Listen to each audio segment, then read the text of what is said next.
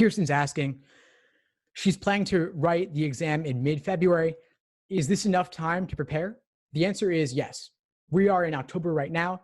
You've got about 4 months, about 16 or 17 weeks, I think, until February. That is plenty of time. I typically recommend allowing 3 to 5 months to achieve your fullest potential on the exam if you're starting from scratch. Ideally, closer to 5 to 6 months, 3 at a minimum. So if you started today, if today is day 0, that means that you are allowing just about an average amount of time that I would recommend. And if you want to retake, great. I'd say maybe retake in March, retake in June. And it's nice to study early, in fact. For those of you applying this cycle, you're fine. If you take it October or November and apply with the November LSAT, that is totally fine. That is not too late. Even taking it in January and applying this cycle to start law school in fall 2020 is not too late. If you take in the spring, it's starting to get a little bit late.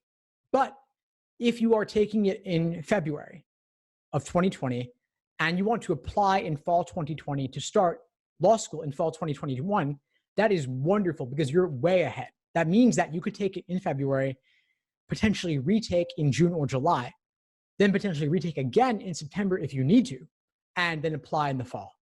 Obviously, we don't want to assume you're going to take it 3 times right out of the gate, but it's good to have peace of mind, to have the knowledge that you could retake it if you needed to, and that would not delay your applications significantly, if at all.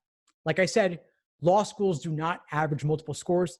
They only take the highest score, meaning there is really no downside to retaking, assuming that you are aware of those retake limits I mentioned earlier. Meaning that, let's say your aptitude was a 165. That's where you deserved to score. Maybe you walk in and you get a 165 on, let's say, the October LSAT. That's great. You could then retake in November, and through luck alone, you could score 3 points higher and get a 168. There's actually a margin of error or a score band of 3.5 points on either end, meaning if you deserve a 165, you might get a 165 or a 168 or a 162. Maybe even 1 point higher or lower than that as well. But if you score lower, no big deal. They only take the highest. If you score higher, that's great because they take the highest. So applying with a 168 will open far more doors than a 165 will. And because the LSAT's offered nearly every month now, that means that if you're taking October and that's your target, you could retake in November and only stay fresh on the LSAT for another 4 weeks, maybe doing simply 1 timed exam per week plus review of that exam. Maybe your understanding improves not at all and you do 3 points better.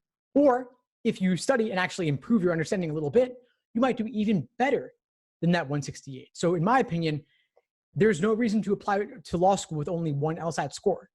In my opinion, it's always worth retaking at least to have a second or third take because of that luck factor and because a little more time means maybe a little more understanding and a couple points more. Even 1 point on the LSAT could be worth thousands of dollars in terms of more scholarship money or getting into a better law school. And so in my mind, a higher LSAT score and the time invested in prepping for it is the best ROI you'll ever get. Biggest return on investment is just a couple points more on the LSAT in terms of the doors it could open or the scholarship money you could get. Because it could get, $10,000 a year over the course of 3 years. That's tons, especially if that reduces your debt or allows you more career options upon graduating because you're not forced to take that corporate job when your spouse or significant other says, all that law school debt's really eating us up. Maybe time to bite the bullet on that one and take something you don't really want to do. So to me, optionality is huge there. Thanks for tuning into the show. Please subscribe if you haven't done so already to be notified of new episodes as I release them. And feel free to reach out if you need anything at all as you move forward with your prep. I'm happy to help however I can. In the meantime, I'll wish you all the best and take care.